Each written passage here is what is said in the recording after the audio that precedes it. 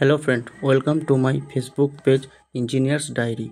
আজকে আমরা জানব কিভাবে পাইলের হেলিক্যাল বা স্পাইরাল বার বা স্টিরাপের কাটিং লেন্থ কোন ফর্মুলার মাধ্যমে বা কোন ফর্মুলা ব্যবহার করে আমরা তা বের করতে পারি। আমরা যারা সিভিল ইঞ্জিনিয়ারিং ফিল্ডে কাজ করি বা স্টুডেন্টস, সবার কাছেই এটি একটি গুরুত্বপূর্ণ বিষয়।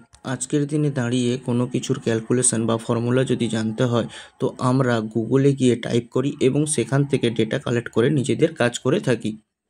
প্রথমে দেখে নেব এই সংক্রান্ত কী ডেটা আমরা গুগলের কাছ থেকে পেয়ে থাকি।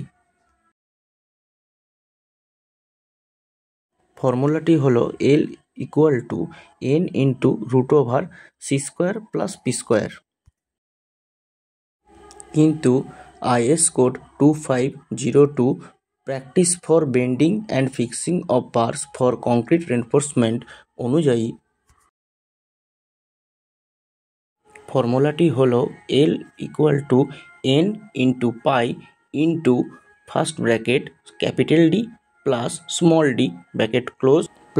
8 × d।